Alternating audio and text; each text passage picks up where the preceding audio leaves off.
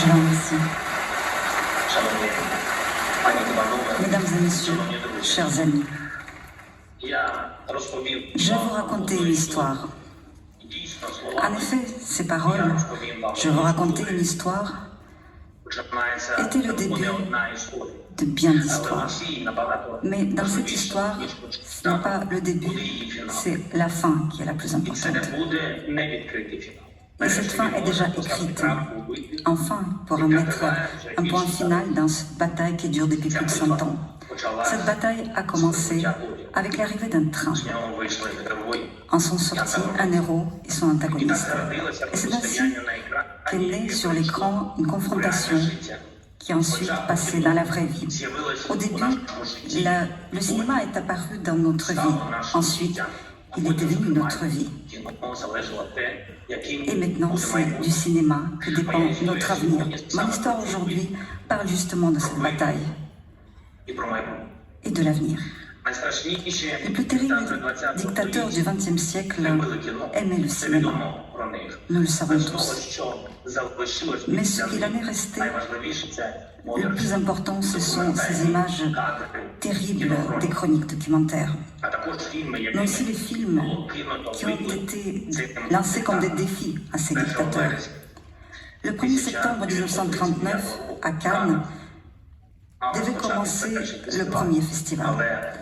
Mais la Seconde Guerre mondiale a éclaté et pendant 6 ans, le cinéma était sur les fronts de cette guerre avec l'ensemble de l'humanité.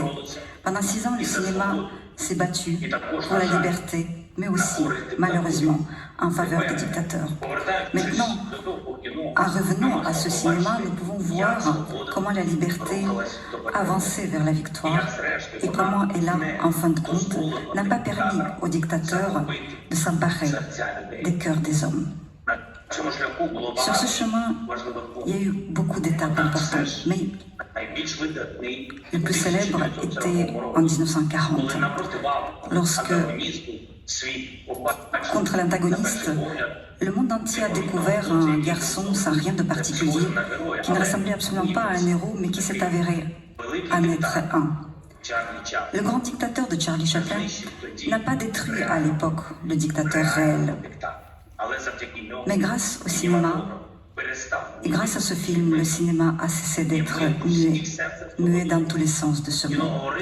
Le cinéma parlait et c'était la voix de la future victoire de la liberté.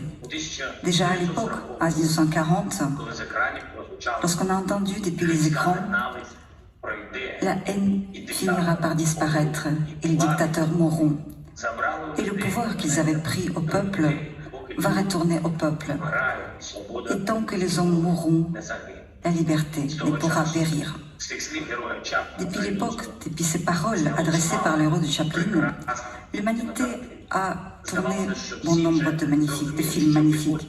Et on aurait pu croire que tout le monde a compris qu'on peut conquérir les gens par la beauté en les réunissant devant les écrans et non pas par la laideur en les réunissant dans les abris anti-aériens.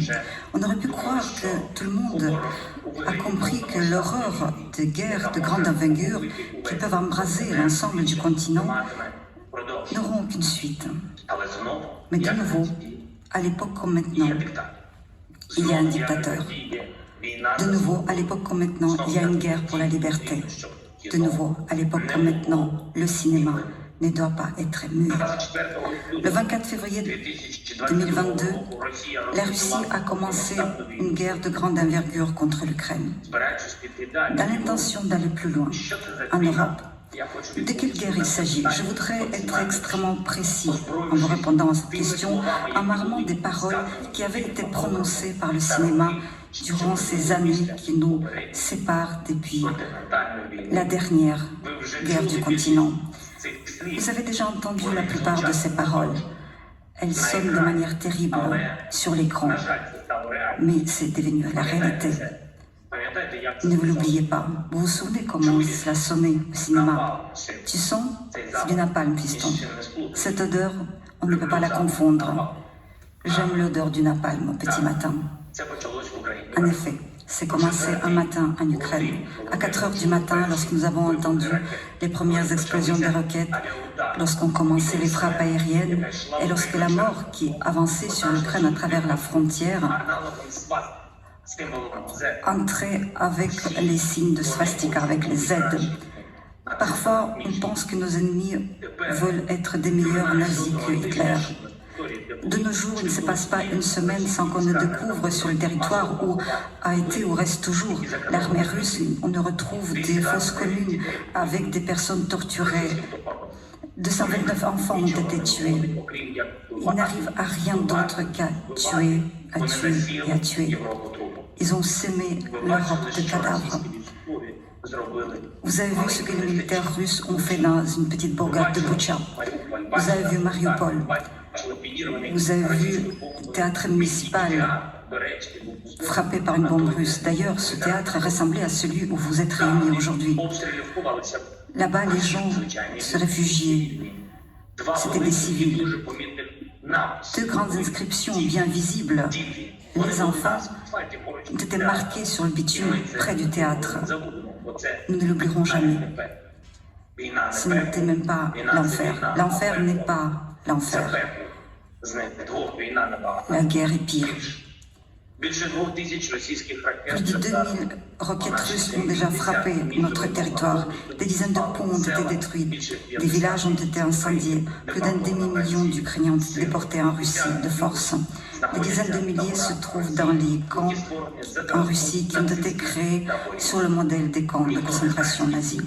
Personne ne sait combien de prisonniers vont survivre. Personne ne le sait, mais tout le monde sait qui en est responsable. Tu penses que tu seras blanchi? Déjà, en Europe, c'est la plus terrible des guerres depuis la Seconde Guerre mondiale. La responsabilité en incombe à une seule personne. Des centaines de personnes meurent tous les jours et ils ne vont pas se relever après le clap de fin. Qu'est-ce que nous entendons aujourd'hui? Est-ce que le cinéma va se taire ou est-ce qu'il va en parler? S'il y a un dictateur, s'il y a une guerre pour la liberté, ici de nouveau, aujourd'hui comme maintenant, tout dépend de notre unité. Alors, est-ce que le cinéma peut rester en dehors de cette unité? Nos villes sont détruites non pas par les images de synthèse. Beaucoup d'Ukrainiens aujourd'hui sont tels le Guido qui doivent raconter aux enfants pourquoi se cachent-ils dans les abris. Beaucoup d'Ukrainiens sont devenus comme Alderein. La terre de notre pays est déjà balafrée par des milliers de tranchées. Bien sûr, nous allons continuer à nous battre. Nous n'avons pas d'autre choix que de se battre pour notre liberté. Je suis persuadée que le dictateur va perdre, mais nous devons entendre les paroles prononcées en 1940. Ces paroles qui ont été entendues sur les écrans du monde libre. Il nous faut un nouveau Chaplin qui prouvera que de nos jours, aujourd'hui, le cinéma n'est pas muet. Souvenez-vous de ces paroles. L'avidité a emprisonné l'esprit des hommes, a barricadé le monde avec la haine, nous a fait sombrer dans la misère et les effusions de sang. Nous avons développé la vitesse pour finir enfermés. Les machines qui nous apportent l'abondance nous laissent néanmoins insatisfaits. Notre savoir nous a rendus cyniques. Notre intelligence inhumaine. Nous pensons beaucoup trop et ne ressentons pas assez. Étant trop mécanisés, nous manquons d'humanité. Étant trop cultivés, nous manquons de tendresse et de gentillesse. Je dis à tous ceux qui m'entendent, ne désespérez pas. La haine finira par disparaître et les dictateurs mourront. Enfin, nous devons gagner dans cette victoire et nous avons besoin de cinéma qui assurera cette fin, que chaque voix soit du côté de la liberté. Et comme cela a été de tout temps, ce serait avant tout la voix du cinéma. Je vous remercie tous.